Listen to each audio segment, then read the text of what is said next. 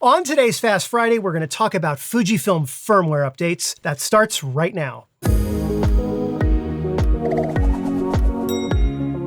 Hi everyone and welcome to Pal to Tech. Today we're talking about firmware updates for Fujifilm cameras. I am going to suggest 5 changes that I think Fujifilm you should add as firmware updates this year for most, if not all, of your X and GFX series cameras. Obviously, if I were to say what is the one firmware update I want, better autofocus, okay? And I get that there are some types of firmware updates that will not work on the type of processor in an X-T3. It'll only work in the type of processor in an X-T5 or higher, okay?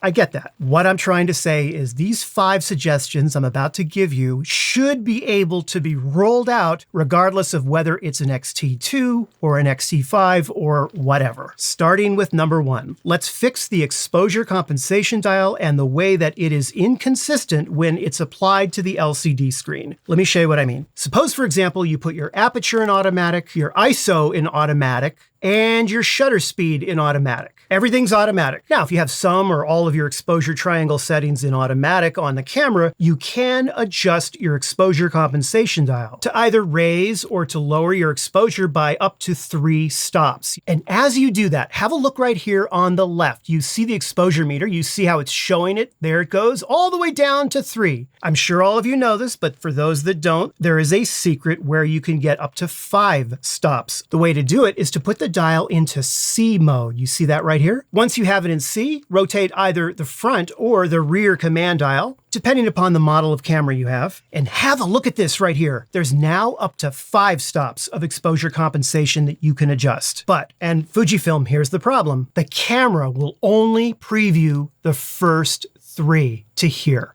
It will not show a preview beyond that. You won't see it at 4, 4 1/3, or up to 5. Sorry, I had to pause the video. There was a fly. I don't know if you noticed it, but it was this massive fly flying all over the place. It was like having Brundle fly in here. Anyway, where were we? Oh, and you see this right now? This is the preview that I'm seeing on the back of the camera. I'm gonna go ahead and take the shot.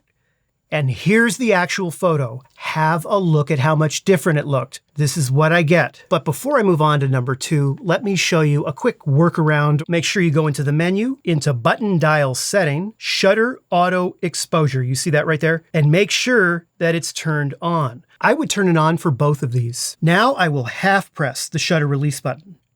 Have a look at that. See? At least you can get a preview of it before you take the shot. I hope that helps. Number 2 is more to bring up a point, and it is a problem with certain Fujifilm cameras, particularly the X-T2. And that is your focus point or your zone focus will be locked and unable to be moved if you happen to be locking your exposure. And so suppose you're using the button now to lock your exposure. You press down on it, boom, like that. And as you can see right here, the camera has exposure lock activated because I have it functioning as a switch. Now, once I have it activated, if I try and change my focus point by using the joystick right here, nothing, not working. It's not moving. And as I mentioned, it only is a problem on certain cameras and probably not that many, but I can tell you definitely on the X-T2. And number 3 has to do with focus check and being able to snap out of it when you need to. If you are shooting in manual focus mode, one of the tools that you have in your AF/MF section is called focus check. And what that does is allow you to zoom in before you take the shot, and then you can manually tweak your focus with a much closer view to have more accuracy. Watch this. I'll go ahead and turn it on. As soon as I start to rotate my focus ring, the display will jump forward like this.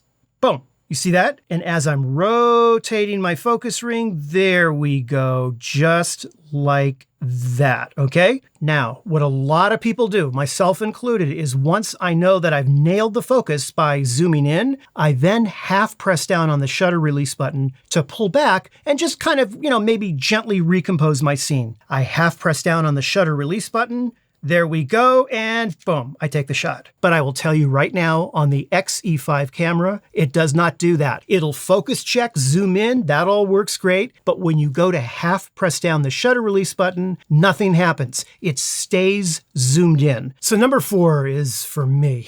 Okay, it's something I've wanted since I started using Fujifilm cameras. As you know, there are all kinds of settings that you can make. And yes, Fujifilm has a way to back up your camera settings settings and then restore them at a later date. The problem is, once again, software. And it's just so cumbersome. You got to go into connection mode and choose one of these. Which one? We don't all remember this stuff. It shouldn't be so difficult. And finally, the only way I was able to get it to work was connection mode here, USB raw converter backup restore, and changing USB power supply comm setting to auto. Those two together finally got it to connect. So Fujifilm, here's the issue. You have to have a computer, laptop, whatever. You've got to have the right USB-C cord or whatever. And then you have to somehow remember which one of these menu options will work. Are you ready? It's really simple. Allow all Fujifilm camera users to back up and restore their camera settings on an SD card. The SD card that they use all the time, that they're always putting in the camera. That would just be so wonderful. And when I say back up the settings, I mean every setting on the camera. The entire copy of this camera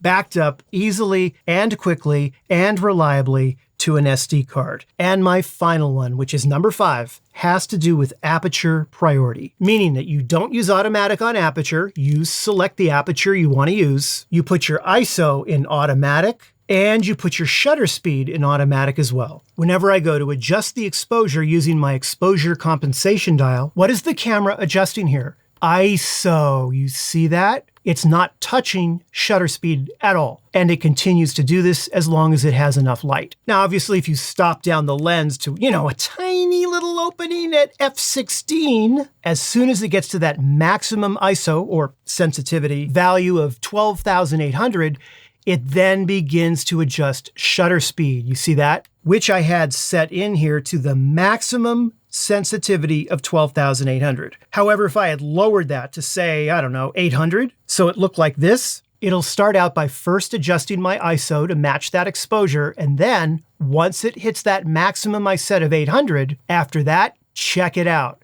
Now it's adjusting the shutter speed. Give the user an option. If I'm in aperture priority mode, okay, and I have my ISO in automatic and my shutter speed in automatic, have some kind of a menu item in here that says priority exposure preference, and then you could say either shutter speed or ISO, because some photographers would rather the camera take over the shutter speed and they want to have more control over the ISO value. And so you just set the preference, and then the camera would flip that around and it would first adjust your shutter speed, bringing it all the way down as far as it can or up as much as it can, And of course, if it still can't match your exposure, it would flip over to ISO and then adjust that. Obviously, there's probably a lot of firmware update ideas that some of you have. Feel free to leave them down in the comments. Hopefully Fujifilm can see them. These were the 5 I came up with that I was kind of just thinking about for the past few weeks. In the meantime, thank you so much for watching, and I hope you found the video helpful, or at least entertaining.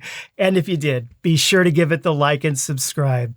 I am going to be signing off now, but have a wonderful weekend, and I'll see you in a new video next week. Take care.